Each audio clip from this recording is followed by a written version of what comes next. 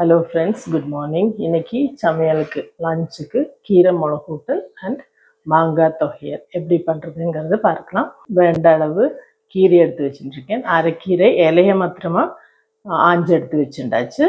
அப்புறம் மாங்காய் தொகையலுக்கு மாங்காயும் தேங்காயும் எடுத்து வச்சுட்டுருக்கேன். எப்படி பண்ணுறதுங்கிறது பார்க்கலாம்.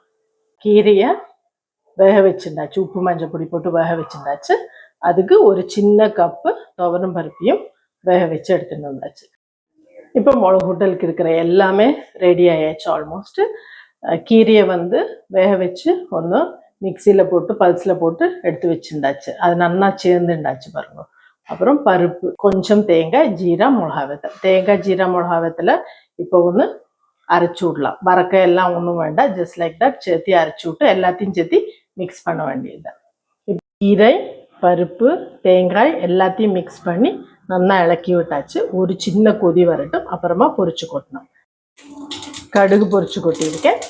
தேங்காய் எண்ணெயில் பொரிச்சு கொட்டினது சேர்த்தியாச்சு. கீரை மிளகூட்டல் ரெடி.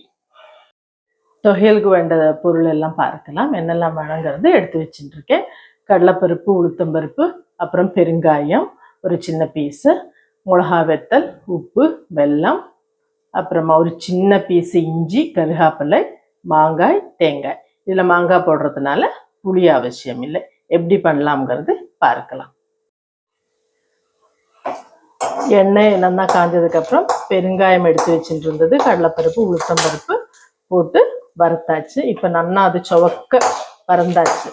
ஓகே, அதில் இப்போ சுவந்தப்புறம் அதை கேஸ் ஆஃபே பண்ணி விட்டேன். நல்லா சுவந்ததுனால மிளகா வெத்தலை போட்டிருக்கேன். மிளகா வெத்தலை சிவப்பு கலர் ரீட்டைன் பண்ணணும், கருகி விடப்படாது. கருப்பு உடுத்து சொன்னாக்கா அந்த டேஸ்ட்டு, வாசனை எல்லாமே மாறிவிடும். ஸோ அந்த ரெட்டிஷ் டிண்ட் இருக்கிறப்பவே அதை எடுத்துக்கணும். ஓகே, இப்போ இது நல்லா வறந்தாச்சு. ஸோ கருகாப்பிலையை சேர்த்தின்னுட்டேன். நல்லா கலர் நல்லா இன்னும் என்ஹான்ஸ் ஆகிடுது. கருகாப்பிலையோடு நான் கேஸ் ஆஃப் பண்ணி விட்டேன். ஏன்னா துவக்க எல்லாம் வறந்தாச்சு, அதனால ஆஃப் பண்ணி வச்சுருக்கேன்.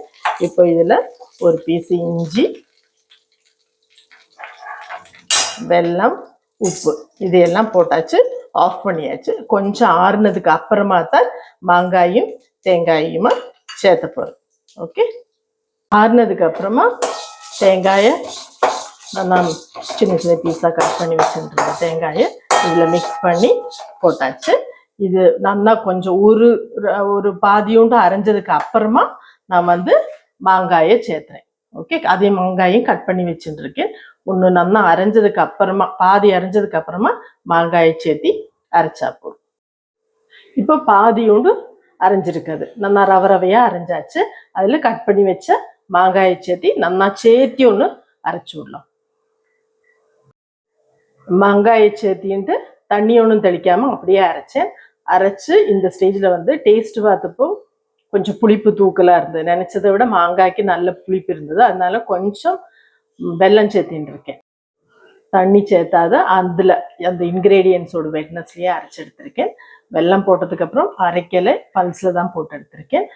எப்படி வந்திருக்குங்கிறது பார்க்கலாம். தொகையில் இப்படி வந்திருக்கு. கம்மி தண்ணியில், அதாவது தண்ணி தெளித்து இருக்கிற அந்த இன்க்ரீடியன்ஸோட வெட்னஸ்லேயே அரைச்சி எடுத்திருக்கேன். ரொம்ப நல்லா இருக்குது. ட்ரை பண்ணி பார்த்து ஃபீட்பேக் தாங்க.